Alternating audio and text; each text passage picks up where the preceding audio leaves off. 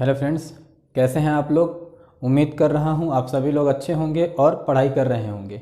आज हमारा modern history का नेक्स्ट टॉपिक है और वो है बंगाल। ठीक है ना। बंगाल के बारे में हम लोगों को जानना है कि कैसे बंगाल में अंग्रेज़ों का उत्कर्ष होता है, यानी ब्रिटिशर्स किस तरह से उधर राइज होते हैं और वहाँ के नवाब किस किस तरह से अपनी नीतियों के कारण, अपनी पॉलिसीज़ के कारण धीरे धीरे डिक्लाइन की तरफ जाते हैं, पतन की तरफ जाते हैं और वहीं से अंग्रेज अपना साम्राज्य स्थापित करते हैं बंगाल पर। ठीक है ना।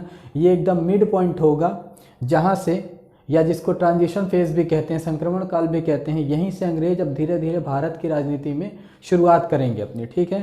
तो मेन टॉपिक है और बहुत ही ज़्यादा क्वेश्चंस यहाँ से पूछे जाते हैं, बहुत ही ज़्यादा इंपॉर्टेंट टॉपिक भी है। तो प्लीज़ ध्यान से देखिएगा, अच्छे से पढ़िएगा, समझने की कोशिश करिएगा। उम्मीद है सारी चीज़ें मैं आप लोगों को समझा पाऊँ। ठीक है, चलिए स्टार्ट करते हैं। तो हमारा टॉपिक क्या है?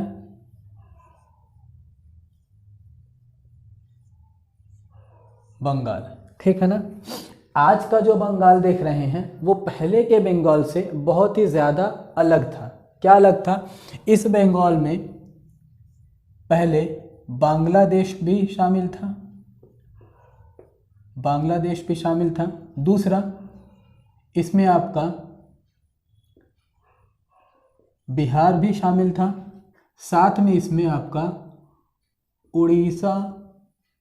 उड़ीसा भी शामिल था। ये सारे स्टेट को मिला करके आपका तत्कालीन बंगाल बनता था, उस समय का बंगाल बनता था। ठीक है। आज का बंगाल ये नहीं था। ठीक है। अब इतने बड़े एरिया के होने के कारण देखिए, बांग्लादेश भी शामिल है इसमें, बिहार भी शामिल है, उड़ीसा भी शामिल है। ठीक है। अब जब सारी चीज़ें इतना बड़े स्टेट यहाँ पर शामिल है तो इसका रीज़न क्या हुआ कि यहाँ पर जो ज़मीन थी या भूमि थी वो ज़्यादा थी। अब जब ज़मीन या भूमि ज़्यादा होगी तो ऑब्वियस सी बात है फसल ज़्यादा होगी, फसल या उपज ज़्यादा होगी। अब जब फसल या उपज ज़्यादा होगी तो क्या अंतर निकलेगा, क्या फ़र्क पड़ेगा? आपको प्रॉफिट ज़्यादा होगा। ठीक है। तो जब ज़मीन ज़्यादा है, फसल ज़्यादा होगी, प्रॉफिट ज़्यादा होगा, व्यापार यहाँ पर ज़्यादा होगा, लोगों को रोज़गार यहाँ पर ज़्यादा मिलेगा, यहाँ पर ज़्यादा आप सेना रख सकते हैं, यहाँ पर अपनी फैक्ट्रियाँ स्थापित कर सकते हैं।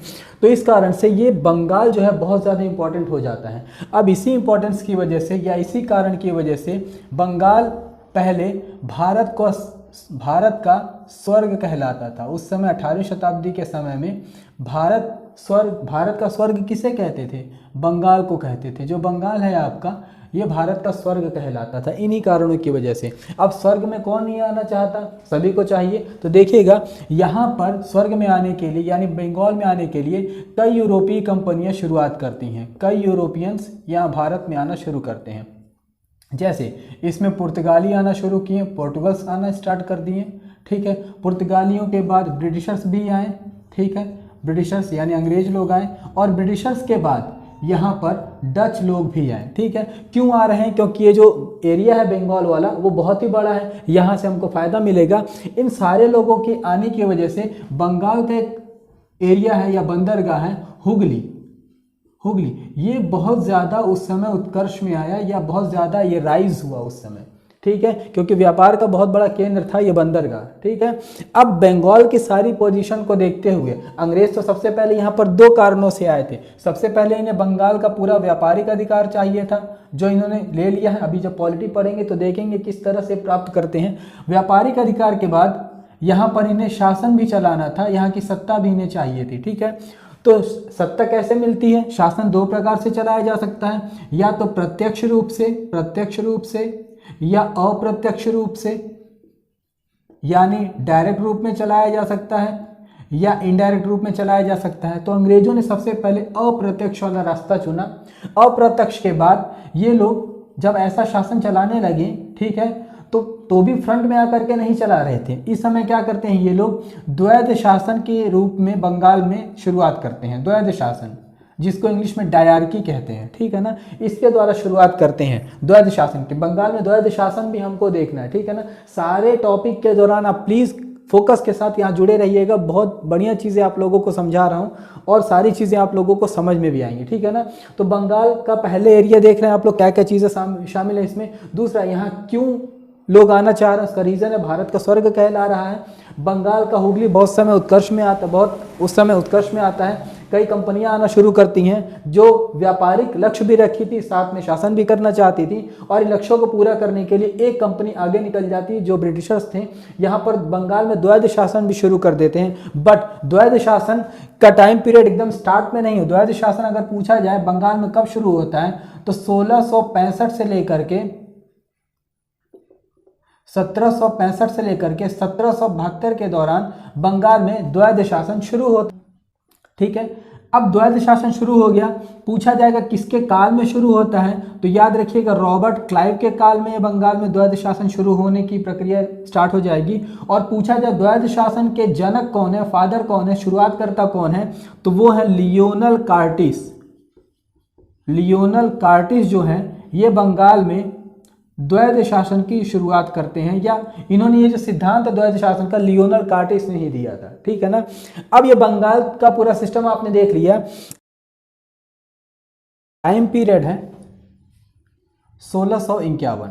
ठीक है, अब 1651 में होता क्या है, 1651 में एक व्यक्ति है जिसका नाम है शाह शुजा। ठीक है, शाह शुजा कौन है, शाहजहां का बेटा है और बंगाल उड़ीसा का गवर्नर है इस समय। ठीक है, तो देखिएगा क्या होता है यहाँ पर 1651 में शाह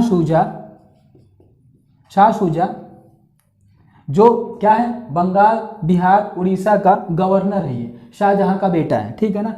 शाह शुजा ने अंग्रेजों को निशान दे दिया। अब निशान मतलब ये नहीं कि थप्पड़ मारा निशान बन गया, बताता हूँ क्या होता है। निशान दे दिया, कितने रुपए में दिया, 3000 पर ईयर, प्रति वर्ष के हिसाब से।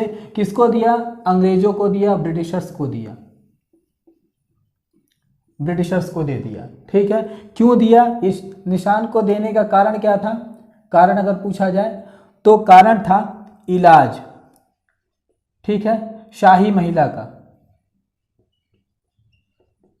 किसके द्वारा, डॉक्टर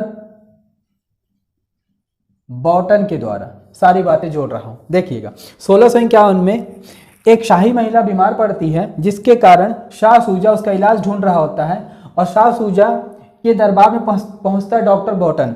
डॉक्टर बॉटन जो था उस महिला का इलाज करता है और वो महिला ठीक हो जाती है। जब वो महिला ठीक हो जाती है तो शाह शुजा खुश हो जाता है, और खुश होने के बाद अंग्रेजों को निशान दे देता है। ठीक है, अब निशान का क्या मतलब था, उस समय एक तरह का पत्र होता था जिसमें बातें लिखी होती थी, जिसके द्वारा इशू किया जाता था। जो इसका अधिकारी होता था वो लिखता था कि ये बातें हैं और मैं इसको अप्रूव करता हूँ, अलाउ करता हूँ। तो इस निशान में क्या लिखा गया था कि जो भी ये ब्रिटिशर्स हैं ये बंगाल में क्या कर सकते हैं, व्यापार कर सकते हैं। ठीक है ना। और कहाँ पर व्यापार कर सकते हैं, केवल बंगाल में नहीं, उस समय का बंगाल मतलब बंगाल बिहार उड़ीसा में। इस निशान के आधार पर कहाँ पर, पूरे बंगाल में, पूरे बिहार में और पूरे उड़ीसा में, यानी पूरे का पूरे बंगाल में अंग्रेज व्यापार कर सकते हैं। तो व्यापार तो पहले भी कर रहे थे, लेकिन कैसा, फ्री टैक्स, यानी टैक्स फ्री कर दिया पूरी तरह से कि किसी भी तरह का जब आप व्यापार करोगे तो टैक्स नहीं दोगे।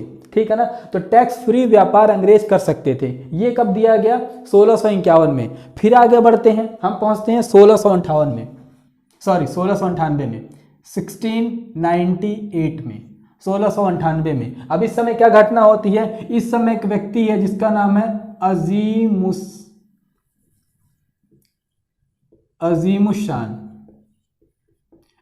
उस्मान भी नाम मिल जाएगा। अजीम उशान ये कौन है, शाहजहां का पर पोता है, औरंगजेब का पोता है। ठीक है ना। ये अब इसका पद क्या है, तो ये इस समय सूबेदार था, कहां का, बंगाल का सूबेदार था। ये और भी कम अमाउंट में, ठीक है, कितने अमाउंट में, 1200 रुपए में, 1200 रुपए पर ईयर में क्या कर दिया, 3 एरियाज, कौन कौन से, कालीकाता, सूतानाती और गोविंदपुर, इन 3 एरियाज में व्यापार करने के लिए परमिशन दे देता है, अनुमति दे देता है।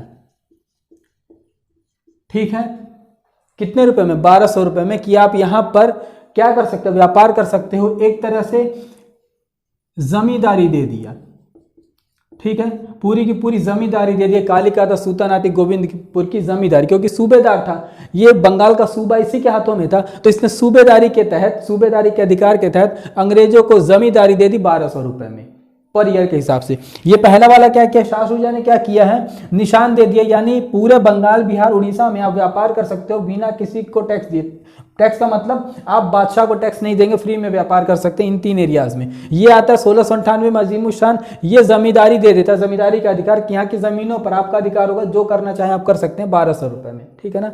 फिर एक और टाइम पीरियड देखते हैं 1715 का, ठीक है। ये देखिए हम क्या पढ़े, बस थोड़ा सा एक ओवरव्यू ले रहे हैं या पृष्ठभूमि समझना, बैकग्राउंड समझना बंगाल का, ठीक है। मेन हमको बंगाल के नवाब और उनके कामों को देखना है, ठीक है। तो 1715 में एक शिष्टमंडल आता है, शिष्टमंडल आता है, शिष्टमंडल मतलब ईसाइयों का ग्रुप आता है, ठीक है। और किसकी अध्यक्षता, किसकी लीडरशिप में आता है, जॉन सरमन की, जॉन सरमन की अध्यक्षता में आता है। इसी शिष्टमंडल में, इसी ग्रुप में एक डॉक्टर रहता है, डॉक्टर होता है जिसका नाम है डॉक्टर विलियम हैमिल्टन। ये डॉक्टर रहता है। अब क्या करता है, ये फर्रुखसियर बीमार था, फर्रुखसियर जब बीमार था तो इसका इलाज कर देता है, और इलाज करने के कारण फर्रुखसियर ठीक हो जाता, ठीक हुआ तो खुश हुआ, और खुश हुआ तो इनको दस्तक दे दिया। फर्रुखसियर कौन है, मुगल बादशाह है, ठीक है ना, दस्तक दे दिया। अब बोलोगे सर जी दस्तक क्या है, तो दस्तक है free trade permission, free trade permission, यानी सेम निशान की तरह है यहां पर ये दस्तक, ठीक है। एक कागज जिसमें मुगल बादशाह ने बोल दिया, क्या बोला मुगल बादशाह फर्रुखसियर ने, कि मैं तुमको दस्तक दे रहा हूं, और इस दस्तक के तहत आप क्या कर सकते हैं, पूरे भारत में व्यापार कर सकते हैं। कैसा, टैक्स फ्री व्यापार कर सकते हैं, ठीक है ना, टैक्स फ्री व्यापार कर सकते हैं, यानी टैक्स नहीं देना पड़ेगा। दूसरा, आप अपने सिक्के चला सकते हैं पूरे भारत में। कितना बड़ा काम किया है फर्रुखसियर ने, जो गलत है, ठीक है। यहीं से शुरुआत होगी अंग्रेजों की कि अब तो हमारा काम होने वाला है आसान, ठीक है ना। तो शिष्टमंडल है 1715 में, 1717 में इलाज करता है, 1717 में इलाज के कारण खुश हो जाता है फर्रुखसियर और दस्तक दे देता है। दस्तक के अनुसार आप पूरे भारत में व्यापार कर सकते हैं, यानी अंग्रेज पूरे भारत में व्यापार कर सकते हैं, और साथ में अपने सिक्के भी चला सकते हैं। अब अंग्रेज अपनी हुकूमत धीरे धीरे स्टार्ट करेंगे। यहाँ पर इतनी बातें समझ में आई होंगी आप लोगों को, स्क्रीनशॉट ले लीजिएगा।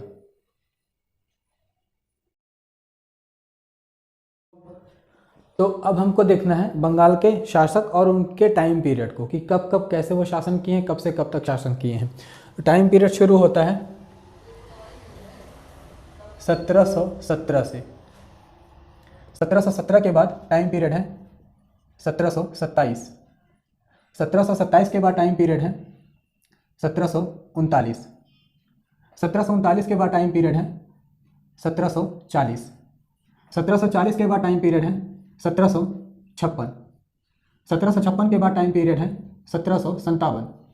1757 के बाद टाइम पीरियड है 1760। 1760 के बाद टाइम पीरियड है 1763। 1763 के बाद टाइम पीरियड है 1765। 1765 के बाद टाइम पीरियड है 1770, ठीक है। और 1770 के बाद टाइम पीरियड है 1775, ठीक है। जल्द जल्द यहाँ शासकों को भी देख लेते हैं। 1717 से 1727 के बीच में शासक है मुर्शिद कुली खां। 1727 से 1739 के बीच शासक है